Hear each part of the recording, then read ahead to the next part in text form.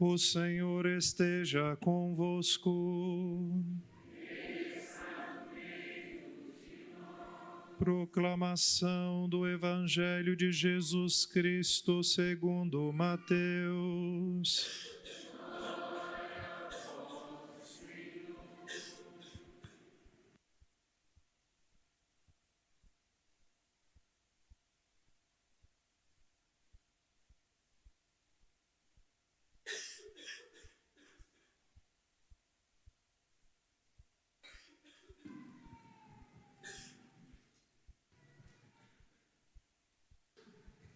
Naquele tempo disse Jesus a seus discípulos esta parábola: O reino dos céus é como a história das 10 jovens que pegaram suas lâmpadas de óleo e saíram ao encontro do noivo.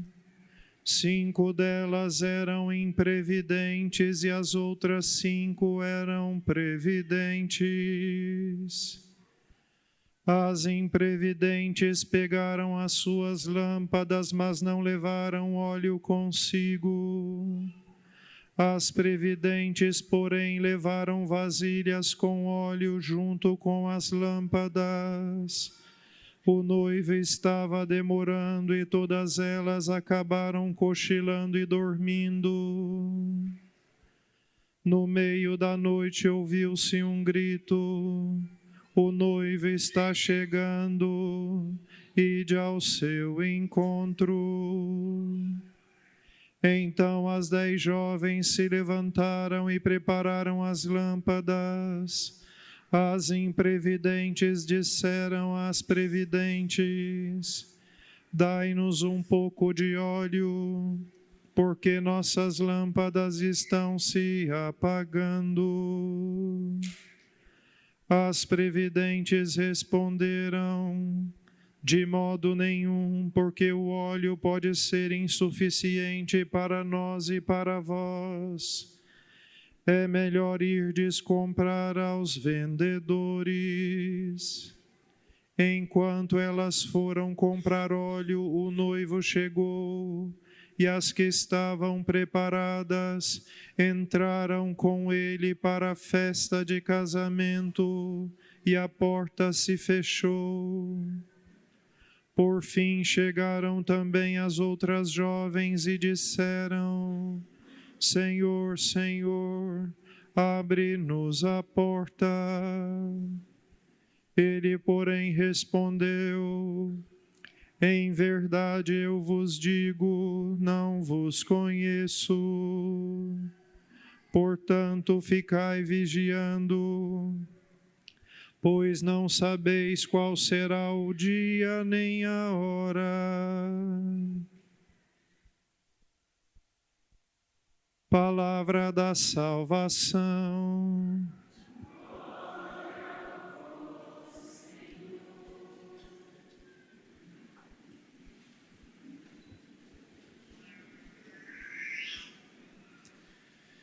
Meus caros irmãos, eu já expliquei isso uma vez, mas ao menos assim para lembrá-los, né?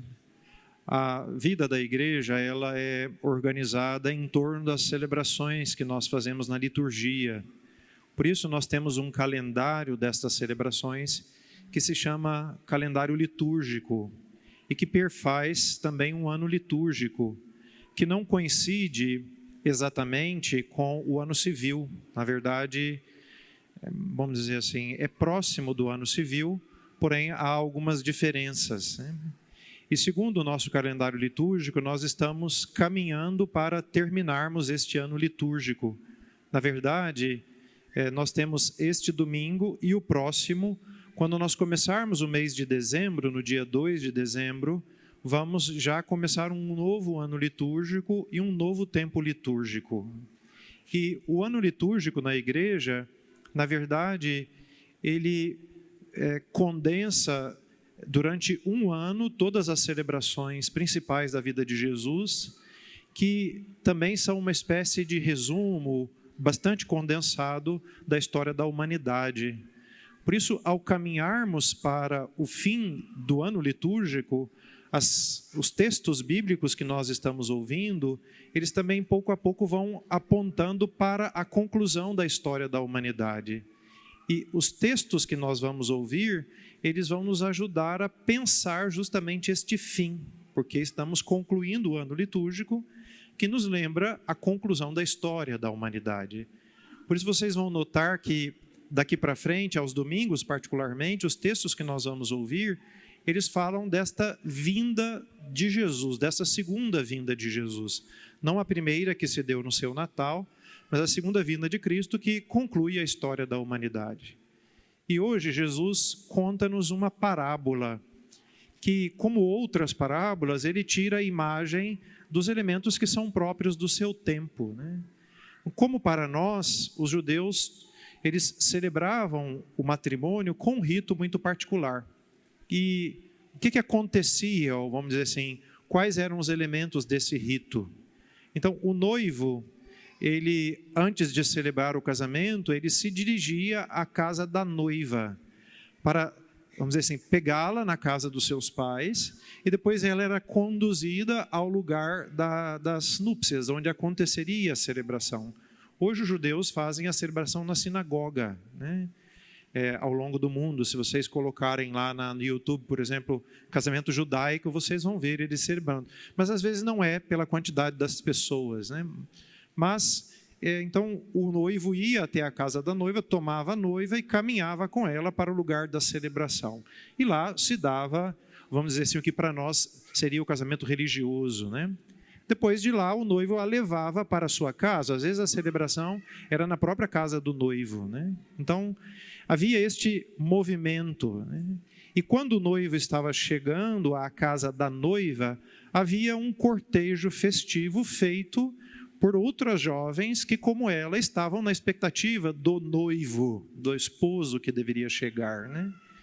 E por isso Jesus toma esta imagem da parábola de hoje da festa do casamento. Então tem 10 virgens, aqui fala de jovens, né?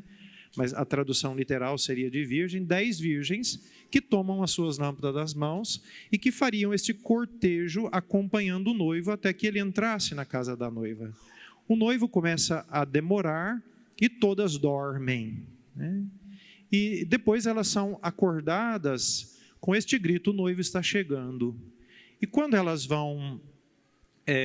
acordam e vão acender as suas lâmpadas, porque já era escuro, havia 5 que o texto chama de imprevidentes. Daqui a pouquinho eu vou falar sobre isso. E elas são imprevidentes porque elas não levam óleo a mais, né? Ou seja, tem o óleo da própria lamparina. A lamparina era pequenininha assim, seria mais ou menos como uma lamparina de querosene nossa, né? Mas em formato de lâmpada do Shazam lá, do gênio da lâmpada, mais ou menos daquele jeito, para vocês terem noção, né?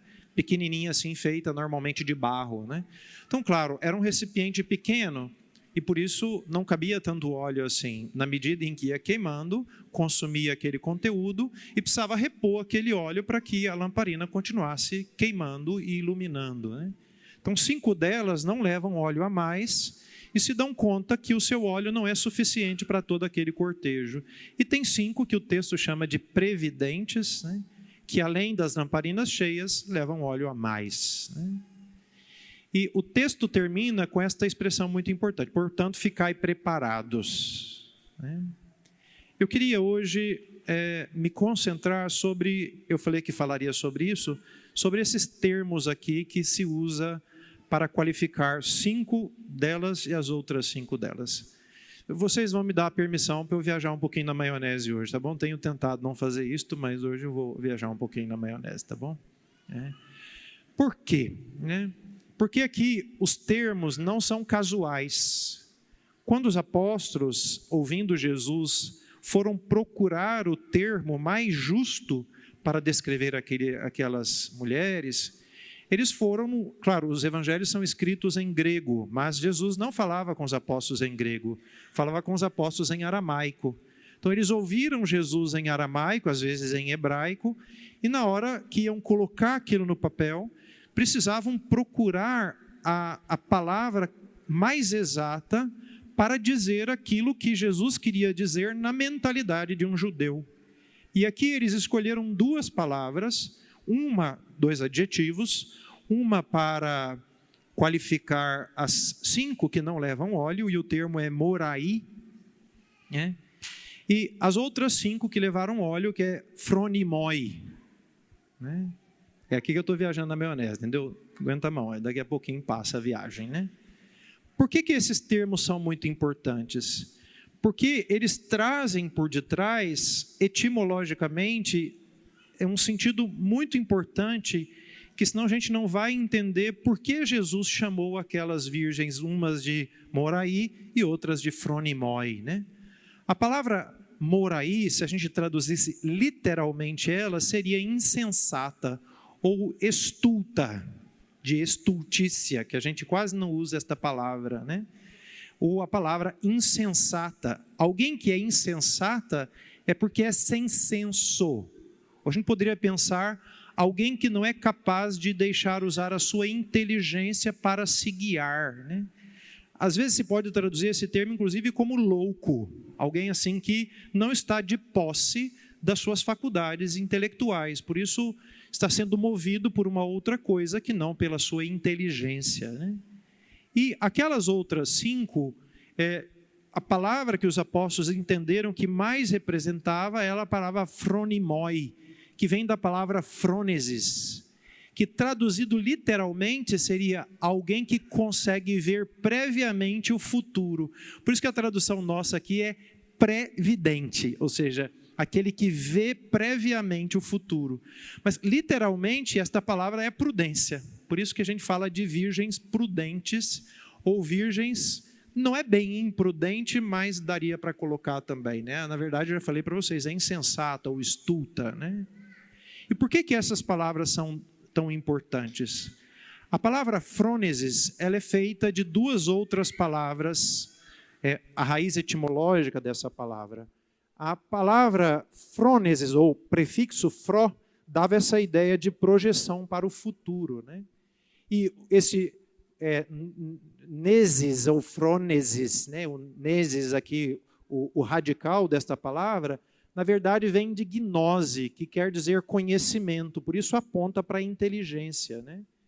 Então, quem é uma pessoa phronimos, ou seja, uma pessoa prudente? É uma pessoa que procura conhecer a realidade de algum modo olhando para frente, né? Olhando para o futuro. Por isso que no latim essa palavra foi traduzida por prudência. A palavra prudência vem também de 2 outras, que é procul videre, né?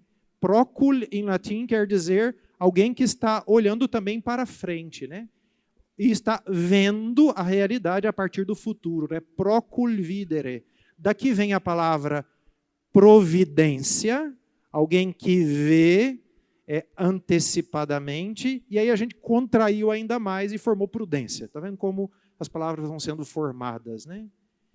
Padre, por que você está viajando tanto na maionese? É porque aqui que é o ponto que eu penso importante da gente meditar nesta passagem, para que ela ensine alguma coisa para nós hoje. Quando nós vamos fazer qualquer coisa na nossa vida, e aquelas virgens estavam sendo chamadas a ajudar, né, a sua amiga que estava se casando naquele cortejo para o noivo chegar e acompanhar, né? Quando nós vamos fazer qualquer coisa na nossa vida, a gente pode adotar fundamentalmente essas 2 posturas. Ou de alguém que é estulto, alguém que é insensato, alguém que é imprevidente, ou a gente poderia dizer imprudente, ou a gente pode adotar uma postura de uma pessoa prudente, previdente. Claro que, para simplificar a coisa, estou pensando em 2 possibilidades. É claro que não é nunca perfeita nem nenhum de um lado, né? Mas, quando nós tomamos uma decisão qualquer, nós temos que tentar compreender qual é a decisão mais justa a ser colocada em prática numa determinada situação. Isto para qualquer coisa que a gente vai tomar. É claro que na nossa vida, a gente simplifica um pouco as coisas. Porque se a gente tivesse que pensar demais em cada uma das decisões que a gente fazer no dia a dia, a gente não viveria. Você imagina se você tivesse, não vou falar muito não, se a gente tivesse que gastar 3 minutos para cada uma das nossas decisões pensando, a gente não viveria, a gente não tomaria decisões na nossa vida. E por isso, naturalmente, algumas decisões a gente estabelece uma espécie de padrão e vive esse padrão. Por exemplo, vou contar um padrão meu, né? Esses dias até me brincaram porque me viram de chinela, Birkenstock aqui pode o padre andar de chinela na igreja, né? Ué, onde está escrito que não pode, né? Eu perguntei, né? Claro, foi brincadeira, né? Então, eu estabeleci um padrão na minha vida. Eu saio de casa para fazer qualquer coisa, eu ponho um sapato. Eu volto para casa, eu tiro o sapato e ponho a chinela. Eu estabeleci um padrão. Para quê? Para que eu não precise pensar a cada vez que eu vou fazer alguma coisa, que calçado eu vou usar. É muito mais simples para mim assim, né? Ou, por exemplo, no meu caso, a camisa, né? Esses dias uma menininha me perguntou, padre, você só tem essa camisa, né? Porque é tudo preta, né? Então, aí, é mais fácil. Eu tenho lá as camisas pretas. Qual que eu visto? A primeira da frente. É muito mais simples para mim. Eu não preciso me perguntar assim, qual camisa eu vou vestir. Imagina, vocês mulheres sofrem demais com esse negócio. Eu tenho assim, tem que tirar o chapéu para você. Tem que perguntar toda hora o que vai vestir, né? Deus me defenda disso, né? Então, eu vou lá e pego a primeira camisa e visto, né? As de baixo é tudo branca, a primeira que está em cima do monte, eu visto, facilita a vida. Então, é um padrão que facilita a minha vida. O problema é que quando nós começamos a tomar decisões assim padronizadas para tudo, porque o que a gente começa a fazer? Nós começamos a não agir segundo a nossa inteligência, mas a gente começa a fazer as coisas meio no piloto automático. E aí decisões que não podiam ser padronizadas, nós padronizamos. E aí nós começamos a enrolar a nossa vida. Porque aí, ao invés de tomar decisões acertadas, nós corremos o risco de não tomar a decisão certa em cada uma das circunstâncias. E para nós tomarmos uma decisão certa, nós precisamos ser prudentes, como as 5 das 10 virgens. E como é que a gente toma uma decisão prudente? Em primeiro lugar, a gente precisa se valer das experiências do passado. Aquelas virgens já sabiam, por uma experiência do passado, que a lâmpada era muito pequena, que mais ou menos dos casamentos que elas já tinham participado, daquilo que elas já faziam, porque essa era uma lamparina comum do dia a dia, elas já sabiam, olha, quando a gente acende, vai durar, 2, 3 horas, depois tem que pôr óleo de novo, né? Então, a primeira coisa, a gente se baseia no passado, que tem muito a nos ensinar, né? Depois, a gente também se baseia no presente, a gente olha a realidade que está à nossa volta, considera as possibilidades, a gente vê quais são as variáveis envolvidas, ou seja, a gente tem um olhar para o presente. Então, primeiro um olhar para o passado, depois um olhar para o presente. E depois a gente tem que ter esta frônesis, ou seja, procurar conhecer as coisas também pensando no futuro. Que possíveis consequências tem esta ou esta decisão? Se eu agir dessa maneira, aonde vai chegar? Quais são as possibilidades? É claro que ninguém pode prever absolutamente todas as realidades futuras.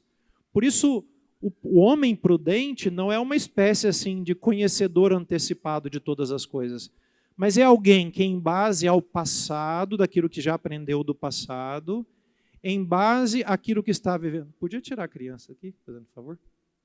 Em base ao presente, né, aquilo que está acontecendo no presente, né? E ele consegue também medir de alguma maneira aquilo que vai se projetando para o futuro, né? Então ele trabalha com essas 3 realidades cronológicas, né? Passado, presente e futuro, né? E aí, deste modo, ele pode ir considerando da maneira mais ampla possível como agir nessa determinada situação. É muito interessante porque o livro da sabedoria que nós ouvimos hoje diz que a perfeição da prudência é meditar a sabedoria. Por quê? Porque o homem que vai fazendo assim vai se tornando um homem sábio.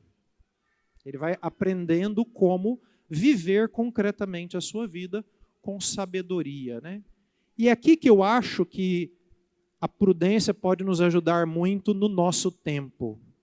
Porque o nosso tempo padece de algumas doenças cujo remédio é a prudência.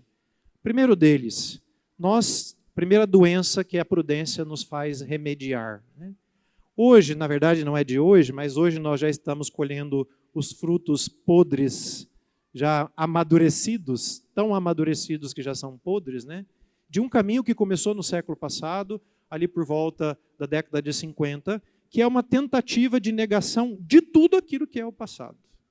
A gente sabe que ali na virada da década de 50 para 60 para 70, começou uma revolução na Europa, nos Estados Unidos, e um dos elementos desse processo revolucionário era negar tudo que tinha ficado passado. Nós temos que romper com todas as regras que existiam no passado. Por isso que hoje, se a gente se confronta, por exemplo, a nossa vida com a dos nossos avós, há uma distância enorme. Por quê?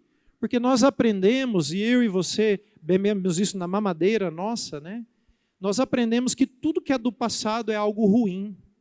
E por isso há uma tendência em desprezar a sabedoria antiga. É claro que todo jovem é meio um rebelde sem causa, e por isso ele tende a achar assim que nós temos que deixar tudo que é do passado para depois. Em certa medida, nós vamos ser um pouco sempre assim. Mas no nosso caso, isso foi potencializado demais. E aqui há um elemento muito importante. A prudência nos faz aprender com aquilo que já fizeram antes de nós. Imagina, gente, que besteira é essa? As pessoas que já vieram antes de nós já descobriram que se você tocar o garfo na tomada, você morre eletrocutado. Agora, por que a gente vai tocar o garfo na tomada? Ou seja, as pessoas que já vieram antes de nós já fizeram um monte de experiências e elas já descobriram que tem coisas que são muito boas para nós e tem outras coisas que não são muito boas para nós.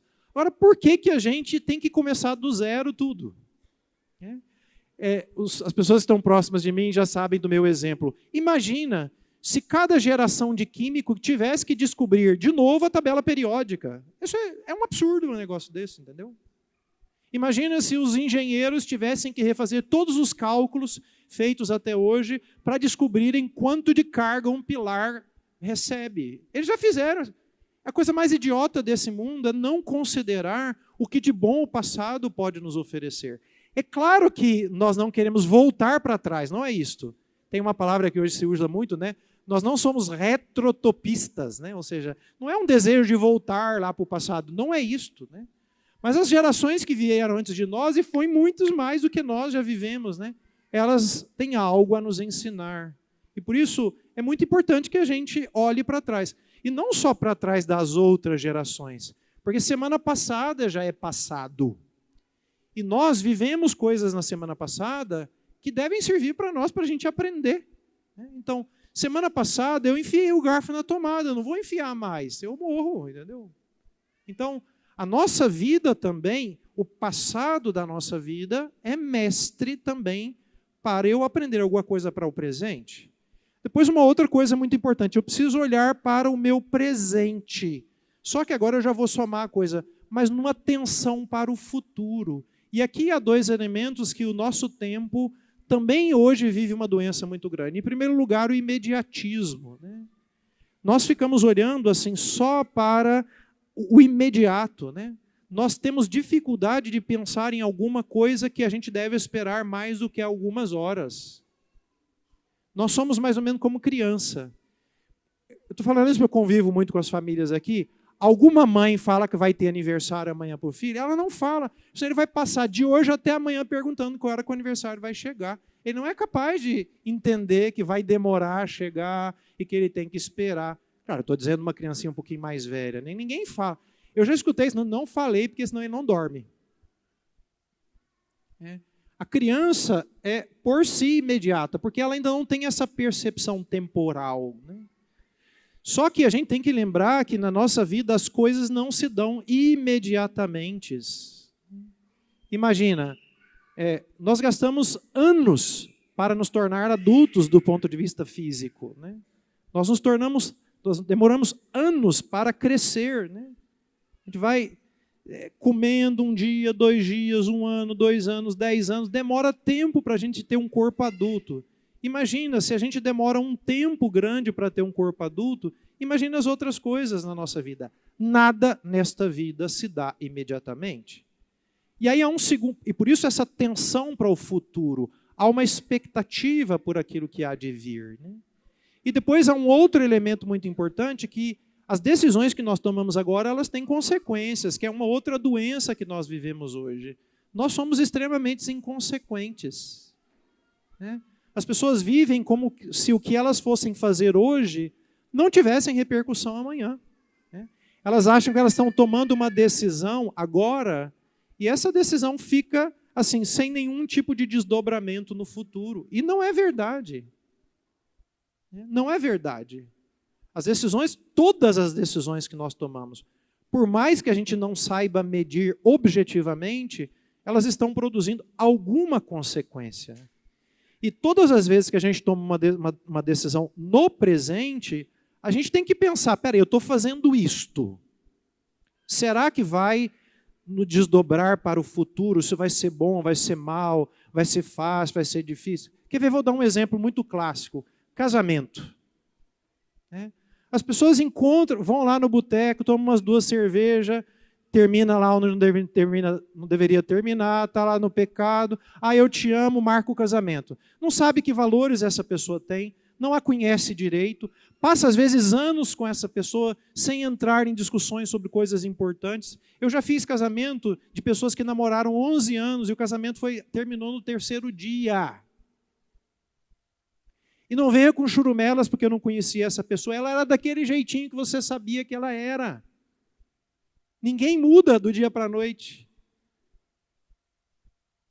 Então, a gente conhece uma pessoa, eu conheci esse miserável no boteco bebendo cachaça, ele é assim.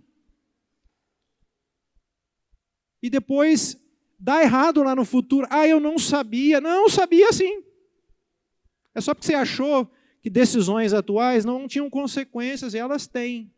E aí nós não pensamos naquilo que nós temos que fazer agora, e ao nos projetar para o futuro e pensar, caramba, eu vou conseguir viver com essa pessoa desse jeito o resto da minha vida, eu não penso nisso. Porque eu não estou nem pensando que tem resto da vida. E aí depois não dá certo. E por isso que 62% dos casamentos hoje, até o 15º ano, já acabaram. Porque ninguém pensou se eu consigo dividir a vida com essa pessoa por mais do que 5 anos, por mais do que 10 anos. Não há providência, não há previdência, não há prudência nas nossas decisões. Eu estou dando esse exemplo porque ele é um exemplo muito claro na nossa sociedade, mas existem tantos outros. Por exemplo, os jovens têm relação sexual, aí fica grávida, quer abortar, mas peraí, relação sexual foi feita para isso mesmo. Aí quer ter relação sexual, mas não quer ficar grávida. Não estou entendendo isso não, ué. É igual comer e fazer digestão. Eu vou comer e não quero fazer digestão? Não tem jeito. Então, as decisões que nós tomamos, elas têm consequências, às vezes, inclusive, da nossa própria natureza, e nós precisamos começar a olhar, né? Eu não faço uma coisa só para o agora. Isto vai desdobrar daquele modo. E se mais ou menos, olhando para o passado, eu posso aprender, e já antes de mim alguém fez essa burrada, então eu posso pensar, peraí, né? Olhando para aqui, para depois da manhã, para depois, essa decisão aqui não me cheira muito bem, não vou tomá-la, não vai ser nessa direção. Então, eu penso que a virtude da prudência, nós deveríamos nos empenhar para ela, e por isso eu já falei como se desenvolve a prudência, né? Então, em primeiro lugar, aprendendo com o passado. Aqui a gente elimina este temor que nós temos daqueles que vieram antes de nós, da tradição. Depois, um olhar para o presente, que não seja imediatista, mas que nos projeta para o futuro, justamente para que a gente não seja inconsequente. Olha só como é que é diferente. A gente vê isso nas virgens prudentes, né? Aquelas lá pegaram óleo, porque da experiência já sabiam, pode ser que o noivo demore e vai faltar. E as outras, que estavam talvez entusiasmadas com a festa, talvez nem fizeram isso por maldade, né? Não é malicioso sempre. Né? Mas, bom, vamos levar isso aqui nada, né? Vamos fazer de qualquer jeito. Se viram depois lá despreparadas para aquela situação que tinham que viver. Né? E agora o que a gente tem que fazer? Tem que começar a trabalhar nas nossas decisões. Pelo amor de Deus, facilitem a vida de vocês. Peguem a primeira camisa como eu faço, ou usem o sapato como eu faço. Mas decisão séria não façam assim. Comecem a pensar como vão decidir, se este é a melhor coisa, quem veio antes de mim, o que é que pode me ajudar, as circunstâncias que eu tenho agora, isto é melhor ou pior, vou fazer assim ou assado, depois pensando no futuro. Assim a gente vai desenvolvendo essa virtude que é fundamental para qualquer coisa nessa vida. Louvado seja o nosso Senhor Jesus Cristo.